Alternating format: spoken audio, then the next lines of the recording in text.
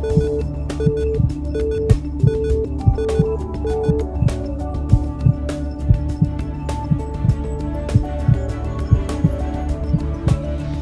vision for the building here at the Gynecologic Cancer Center at UF really was designed specifically for women. And the idea was that as a woman walked through the door with her husband or family, that they're first greeted with a smile and some courtesy. And as they're sitting in the waiting room, they look around themselves and look around and see some of the details that we have to try to make them feel like they're sitting in their living room in some ways. We've had tremendous support from organizations like Women Playing for Time, who were very generous with us with their money that they've taken a lot of time to and made a lot of effort to raise, and donate the money for us to build the cafe that is in the lobby, and allows us to have a special area for the patients or their families to sit and be on their computer, or to do puzzles, or to look at our little library and check out books that might pertain to something that they need for their family, whether it's how do I tell my children that I have cancer? How do I engage with my husband after being told I have cancer and I go through treatment, and how do we regain intimacy? How do I manage the cost of cancer? Those kinds of books that are available to them, even understanding their own bodies. So there's information to help them understand the differences between men and women from a biologic standpoint, and help to get them comfortable with their anatomy. And then from walking through, the front door, if they're somebody who is a new patient, we try to meet that new patient in our consult room, and we try to design that in a way that they actually had some, interesting things to look at, and it was comfortable. And there's, if they've got children, there's at least a television in there they could flip on while they're waiting for us, or we can show them things in regards to images that they might have brought from an outside institution, and looking at CAT scans or MRIs and those kinds of modalities that evaluated them to see where their disease is. And then we discuss, moving on to the next step, which is to go to the exam room. And I'm very proud of the fact that the organization listened to us when we said, the exam tables really need to be very special. They need to be soft, and they need to be not intimidating. And they spent a lot of money to try to get us the best technology in terms of mechanical beds that are used for patients who are getting gynecologic evaluations. And and also in the rooms we have educational material for the patients to read while they're there. And then moving through the clinic, they come around to the other side as they come through the building to check out. They pass through the open doors to our chemo center. And the chemo center is really very special to me, because we are able to separate out all these ladies who need chemotherapy from the other population of cancer patients at UF Health Cancer Center here at Orlando Health, and make it very special for them. And so we tried to make it feel a little more spa-like. Instead of having numbers on to describe the rooms, we used the names of flowers, which was an idea given by one of the nurses, which I thought was really considerate and a brilliant idea, actually. And so instead of going to room 2 for chemo, they might go to room Begonia, or they go to Lily. And again, a lot of attention was paid to the chairs that are in those rooms.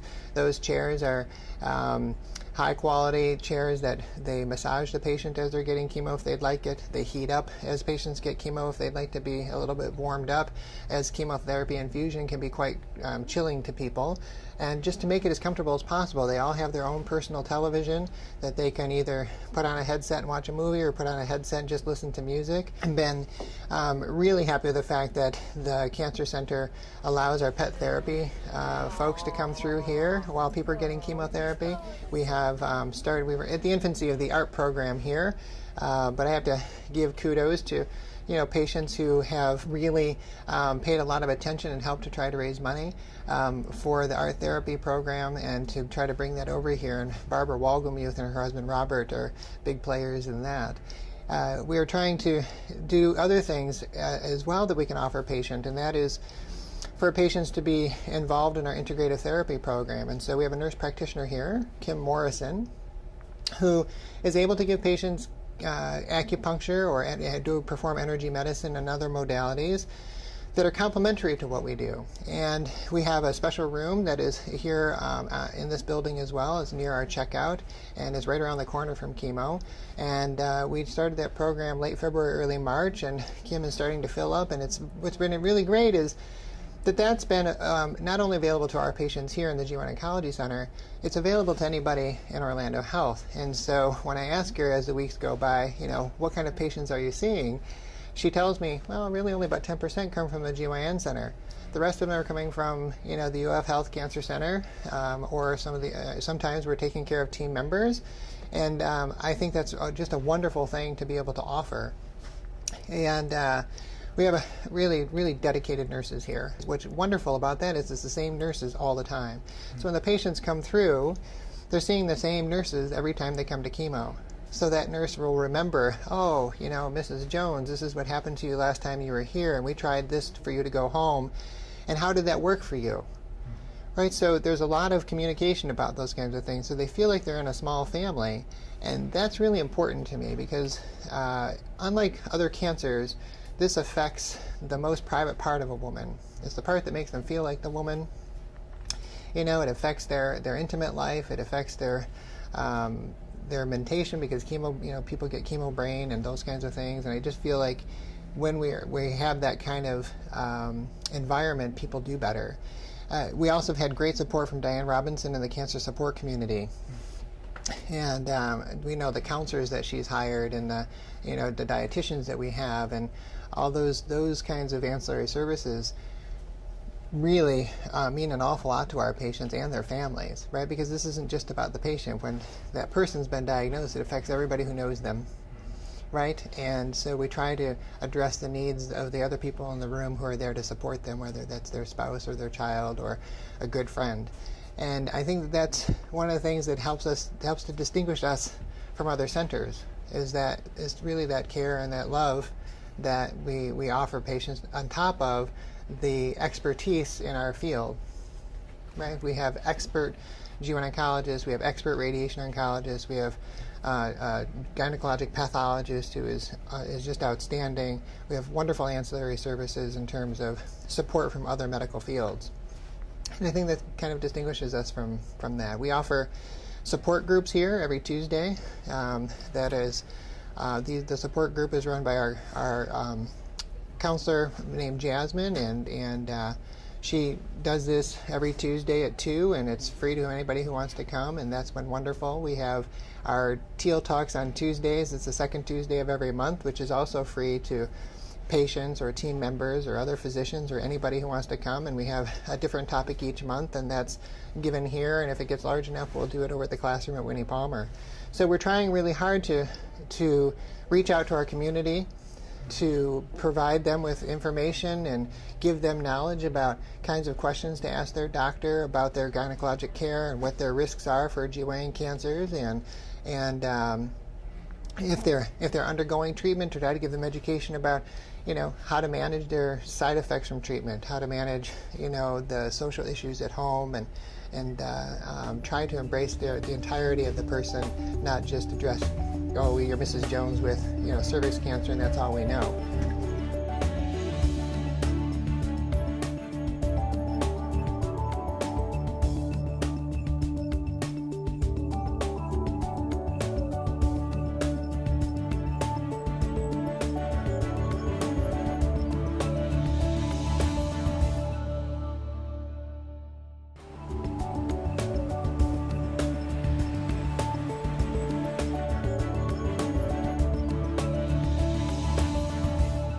I was originally diagnosed with breast cancer in 2009, where I underwent a lumpectomy, and then in 2011 it reoccurred, and I underwent a double mastectomy, and then had reconstructive surgery. With all the different surgeries that I've undergone, I've had a lot of different muscle tightness, tenderness, and soreness, and pain. So I've been seeing my oncologist every 6 months for follow-ups. And she recommended that I come to acupuncture. She felt like that would be a good alternative for me to try to relieve maybe some of the discomfort I was having. I thought it was unusual coming from a doctor I was not that familiar with acupuncture, so it was a little bit of a surprise, but at this point in stage, I was ready to try anything to help. Well, I believe when Western medicine can't fix a problem, we get those patients that have chronic pain like him, and we try to work on them and see if we can't help them.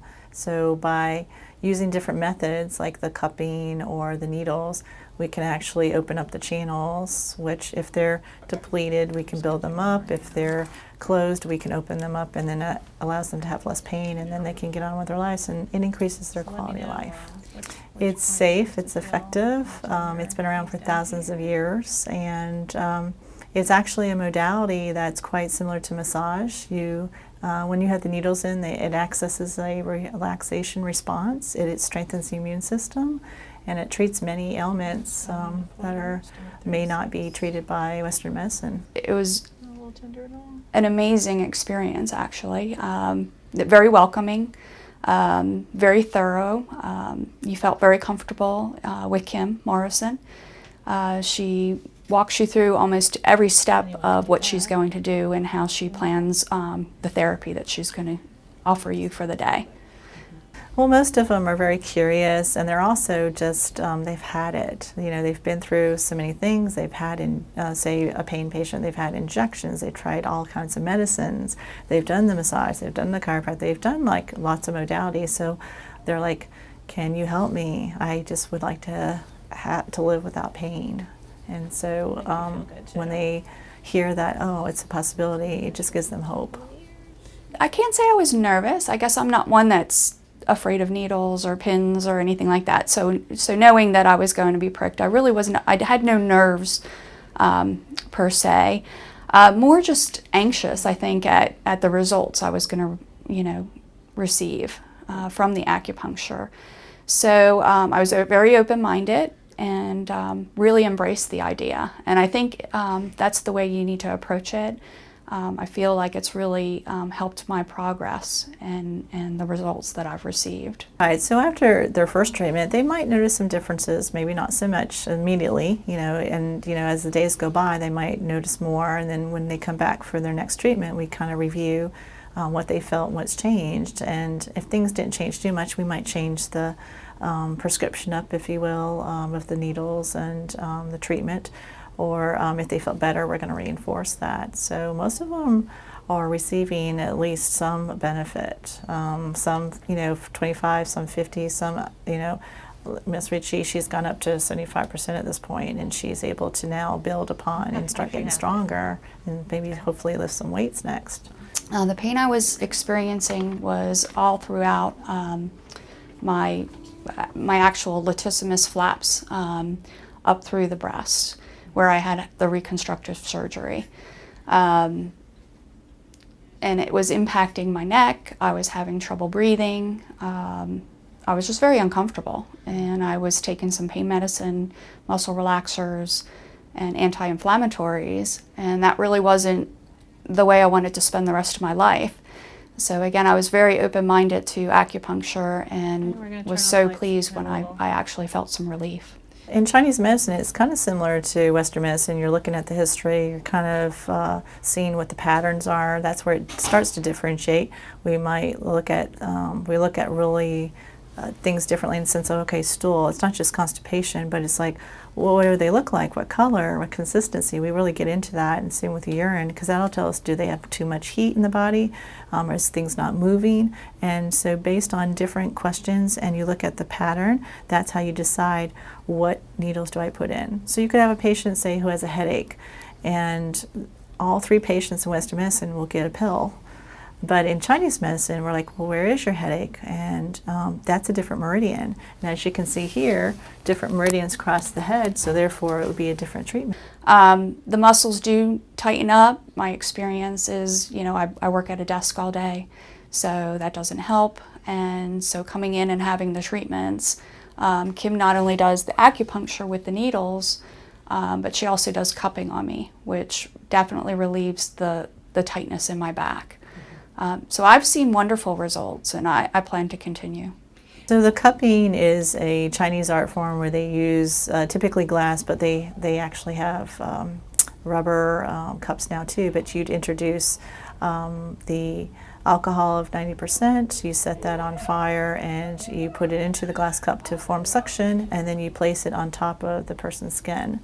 That allows any stasis in the body to come up to the surface, and then the body gets rid of it eventually. So you might see a black and blue mark or some redness, and that's not uncommon. What's going through my mind when I'm laying there and I'm going to have either the cupping or the needles, the whole thought process is you're trying to bring the energy in and release the pain. So your mindset really is truly thinking and breathing with the treatment and breathing out that pain. So you're taking in a deep breath, bringing in the energy, and then just breathing deeply out and actually visualizing the pain exiting your body. And so, you know, you're very comfortable, you're very relaxed, and you're very in tune with what's going on and how your body is feeling and what you want it to do. She'll ask me when I get up, you know, how do you feel? And it's night and day. I mean, I am totally relaxed. It's like you just got a massage, you know, so don't be afraid. No reason to be afraid. It does not hurt. There is no pain involved. You're completely comfortable. You're completely at ease.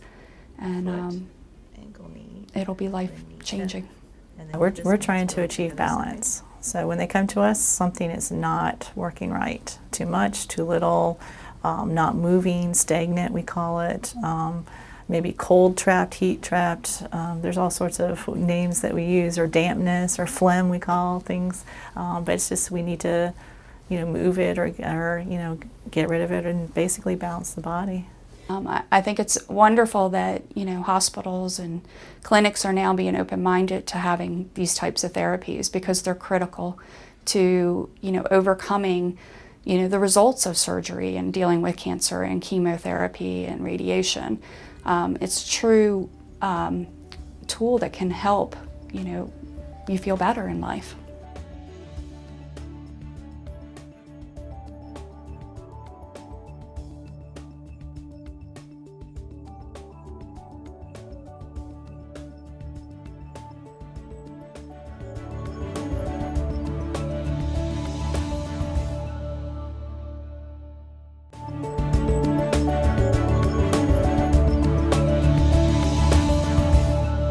Treat women who have been diagnosed with cancers of the genital tract, right? So that could be cancer of the vulva or the outside, cancer of the vagina, cancer of the cervix, cancer of the uterus, fallopian tube, the ovaries.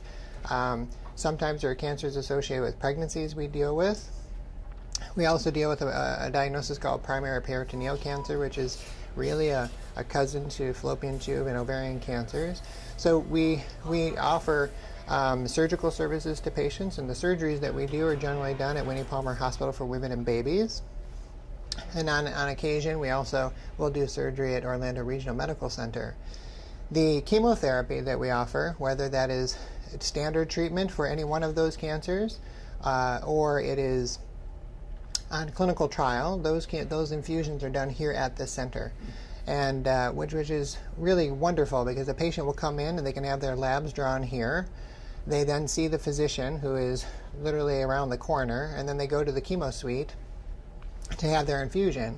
And I like that because it allows us, in the event that somebody has an issue in the chemo suite, maybe they have a reaction to the infusion, or they have other questions, that we're right around the corner to be able to handle that immediately.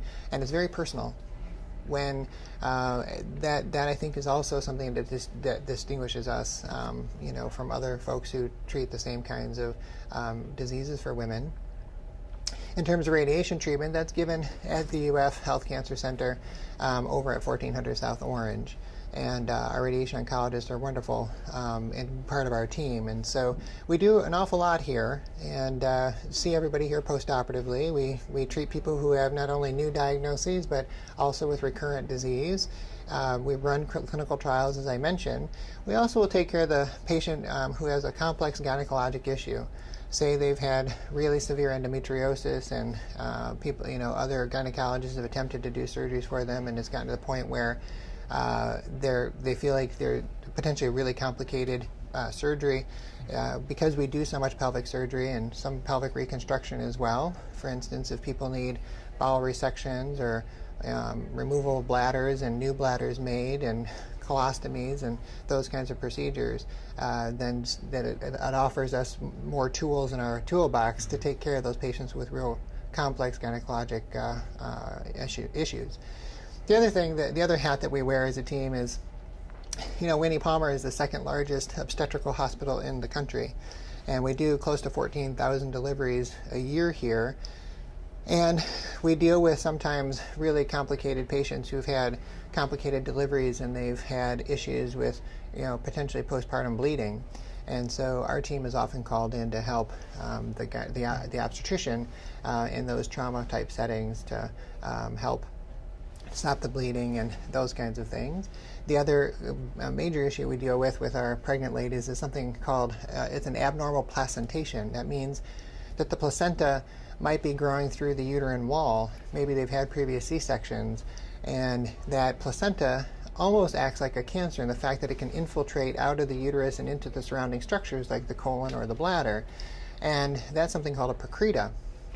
The mortality rate associated with procretas, if they're undiagnosed and they come in deliver because they can hemorrhage very quickly, is quite high. And so we've developed a protocol, a program here that we've been running for the better part of almost 5 years, where anytime somebody's been diagnosed with that, our team is involved, and so it's truly a multidisciplinary effort between interventional radiology, the high-risk obstetrical team, the obstetrician who might be doing the C-section, and the gynecology team who's then going to figure out as to when the timing is going to be of taking out the uterus with hopefully as little blood loss as possible. And we've had patients from South Florida and North Florida come to our institution because of that, and because our outcomes have been really, really quite good. So how does somebody get into through our threshold, right? How do they get an appointment? Well, it could be one of several ways. It could be that you call us up and say, I have a history of an ovarian cancer or some other type of GYN cancer, and I would like a second opinion, or I'm relocating here and have been treated elsewhere, and I would like to maintain contact with a gynecologic oncologist who can continue with my surveillance. It could be that that person has a strong family history of, say, breast cancer, ovarian cancer, uterine cancer, colon cancer, which would be related to different familial syndromes, and say, I'd really like to have an opinion about what I can do to prevent myself from ever getting those cancers. So there could be self-referral, right? So that's one way. The second way is the obstetrician gynecologist that the patient does see may recognize that the person has a gynecologic oncology issue, whether it be a pre-invasive or pre-cancer diagnosis, like pre-invasive disease of the vagina, vulva, or cervix, where they've had an abnormal pap test. In biopsies that show all these, various precancer issues, or the gynecologist feels that the patient has a pelvic mass or an ovarian mass and it looks really suspicious. So through their obstetrician gynecologist, they may get referred. They may also get referred through their primary care physician, their family practitioner or their internist, who has been taking care of them for a long time and recognizes that they're having some issue that might be related to what we do. And so there are multiple ways of getting through the door. The reason this facility is here is because there are people within the organization, in particular within the executive office, who, when I presented them with the ideas, had faith in us that we could find a way that would be a very special way to take care of the ladies in our community who are diagnosed with a gynecologic malignancy or difficult gynecologic diagnosis. And it's because of their support, it's because of the support of the people from the foundation who helped to raise money for this, support from Women Playing for Time, that allow us to continue to do this. And that I don't know how many thank yous you can give for people to feel appreciated about that. I hope that the appreciation they feel is the fact that I think we provide excellent care to the women in our community. And I'm not talking about just the general community of Orlando. I'm talking about our internal customers. I've taken care of many nurses who work within our health system here at Orlando Health. I'm talking about also outside of Orlando. And I hope that our program continues to grow and becomes the center of, in Florida for women with gynecologic cancers to travel to, no matter where they live in Florida, for care. And I think our relationship with University of Florida Gainesville will also help us to broaden our reach. And they have got a couple of very good gynecologic oncologists there, and we're in communication with them. And I think we're trying to build a program that is very complementary, and one in which people can get another opinion as well if they need that. But it just helps us to broaden our reach to touch more people in our community. This is an unusual building. I've been really fortunate that people actually listen to some of my quite brazen ideas, I think, and we're really the only center that's detached from the UF Health Cancer Center at 1400 South Orange, and that in and of itself is very unique. We try to make it as patient-friendly and convenient as possible. So that is really unique about this. We've got some kind of unique artwork throughout the building that it goes beyond just pictures of flowers, which I think we tried to pick imagery that was empowering to women, right? That would make them stop and think a little bit about, if that person can do this, maybe I can, and give them some courage. I think that the overall hope I have, and I think I can speak for my partners as well, is that we have hope. That there's hope when you walk through the door and you feel that, and that with the hope maybe there's a decent sense of humor and an embrace that warms your day and makes you feel a little bit better before you walk out of the building.